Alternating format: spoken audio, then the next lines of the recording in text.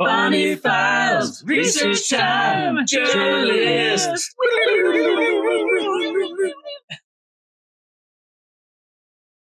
Seeking to understand why organizations like Bethesda and Grace City find fertile soil in the Wenatchee Valley. September 12th, 2021, by Dominick Bonny. My journey to understand more about Grace City Church in Wenatchee, Washington, has led to many conversations with longtime Wenatchee Valley residents. What's interesting is that almost every time I ask about Grace City, folks who were here back in the 70s, 80s, and 90s bring up Bethesda Christian Center, a still from a 1978 commercial for Bethesda Christian College. After my first piece on the Grace City and the struggle for temporal power in our bucolic town, I had a few former members of Bethesda reach out to me. So I sat down with one for an interview this week. His name is Mike Magnotti, and he joined the organization in 1973, the year he moved to the Valley. Right after we sat down, he asked why I'm so interested in Bethesda. So I told him.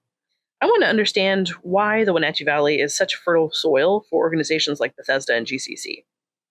See, I grew up in a strong faith tradition in the Yakima Valley, where there are a lot of Latino Catholics and mainline Protestants.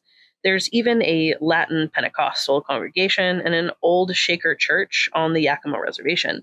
But indie religious organizations like Bethesda and GCC aren't popular in the Yakima Valley.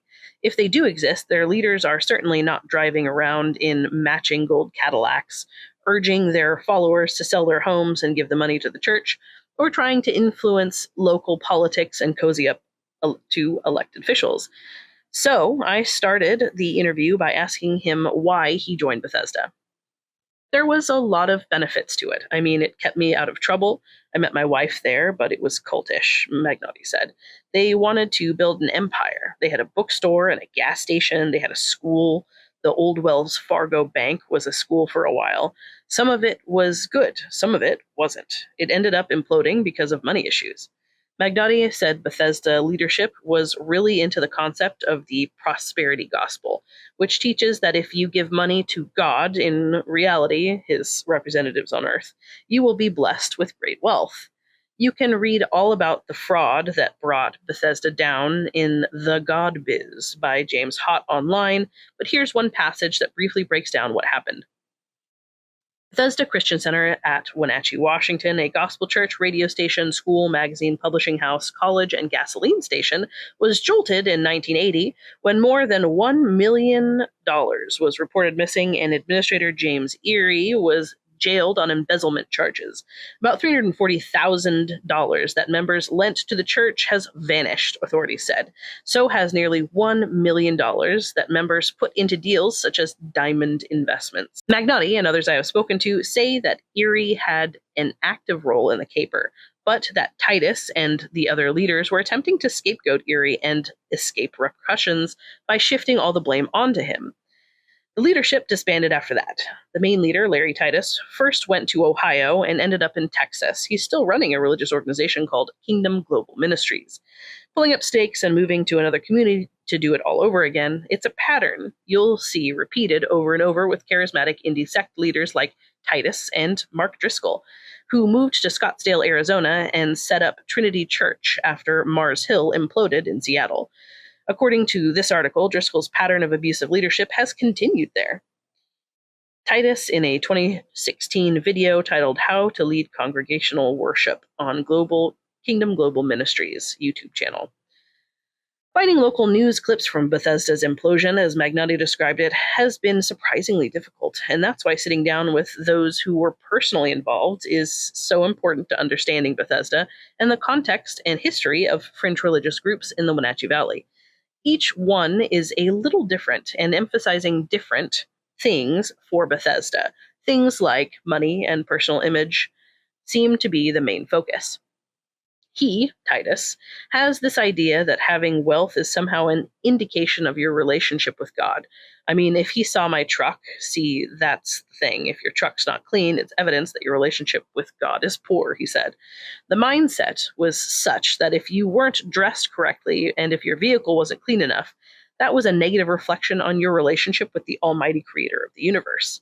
The obsession with the personal image aside, it's the money stuff that really piqued my interest when locals started telling me about the cars, the diamond importing scheme, and members mortgaging their homes and giving the money to Titus and church leaders. We were giving at least 10%. We were tithing, but we were always taught, and we still do now. I mean, I tithe to my church and I give more than that, he said. I don't regret any of the money that I gave to Bethesda because I knew my heart was right about it, if that makes sense. I could be irritated about how the people used it, but that doesn't do me any good, you know. He went on to say that he and his wife Rosie still tithe to the church they currently attend, and much of that money goes to mission work. But with Bethesda, it was different. Magnotti said that he wasn't high up enough in the organization to know where the money was going, but that it was all about internally building the church, primarily the compound near Monitor, about 10 minutes from Wenatchee on Highway 2. It was also about improving the lifestyles of church leaders like Larry Titus. The money really got out of control. I mean, we went to church 3 times a week and we were hit up for more money every service. Members of the choir were hit up after choir practice because we had to pay for the bus that drove us around, he said. People had nice clothes, drove nice cars, a lot of the people in leadership. I don't think they all did, but yeah, what they did with the money, I don't really know. Magnotti related an instance of being verbally dressed down by a pastor because he was, quote, like his father, which he described as a, quote, rebuke. He said he considered leaving the organization on multiple occasions.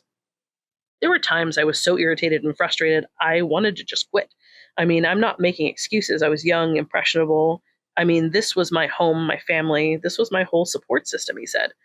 He said when he and his wife moved to Seattle and left the church, they felt like they were let out of prison. When I asked him about the mortgage scheme, he confirmed it for me firsthand. They encouraged everyone to sell their house and give the money to the church. Some people did. When I asked him where those people would live after they sold their homes, he said, well, you find a place to rent. Magnotti said he didn't know how many people followed this direction from Titus and church leaders, but he knows that some did. He also said that he believes Titus to be a merciful man. We ended our conversation talking about what makes organizations like Bethesda and Grace City similar and how they're different. I told him what I am really interested in is understanding how the power and leadership structures in these fringe indie religious organizations lend themselves to manners of abuse, whether it's physical, emotional, financial, or something else. Magnotti summed it up pretty well.